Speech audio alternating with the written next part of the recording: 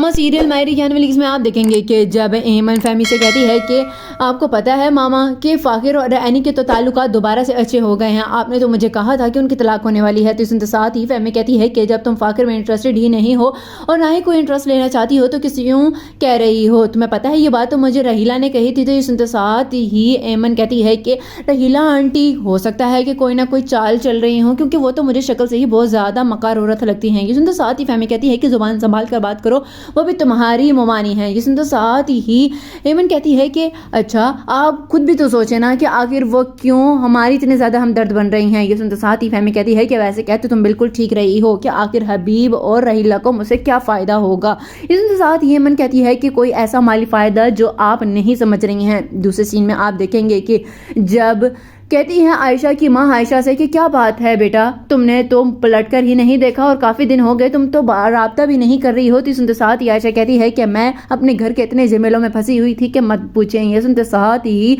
आयशा की माँ आयशा से कहती है कि ऐसे कौन से झमेले आ गए हैं जिनको लेकर तुम इतने ज़्यादा फंस गई कि माँ भी ना याद आई, चाहे मैं मर ही जाऊँ। तो इस सुनते साथ ही आयशा कहती है कि ऐसा कुछ भी नहीं है और इतनी बड़ी बातें ना करें। आपको अंदाज़ा भी है कि हबीब ने एनी की चेक बुक छुपाई हुई थी और दूसरा वहाँ पर फ़ाकिर किसी और के साथ गुच्छे उड़ा रहा है। इस सुनते साथ ही जमशेद की माँ कहती है कि आखिर वो कौन है लड़की, मुझे बताओ, उसका जाकर मैं मुँह नोच लूँ। तेरी मर्तबा में तो मैं चुप रही थी, लेकिन एनी की मर्तबा में चुप नहीं रहूँगी। लास्ट सीन में आप देखेंगे कि जब हबीब एनी के पास जाता है और एनी से कहता है कि बेटा मुझे माफ़ कर दो, जो भी कुछ हुआ है। तो ये सुनते साथ यानी कहती है कि बस चले जाएं यहाँ से और मुझे अपनी शक्ल कभी ना दिखाइएगा। सुनते साथ ये भी कहता है कि इतनी ज़्यादा नफरत कब से करने लग गई हो, तुम्हारी माँ तुम्हें भड़का रही हो, देखो जितनी नफरत तुम मुझसे करोगी कल को तुम्हारी बेटी भी अपने बाप से करेगी। सुनते साथ ये यानी कहती है कि अगर दुआ नहीं दे सकते ना तो बद दुआ भी ना दे, हमें यहाँ से चले जाएं। सुनते साथ ये भी कहता है कि ठीक है, जब मैं मर जाऊँगा तो फिर तुम्हें एहसास हो जाएगा।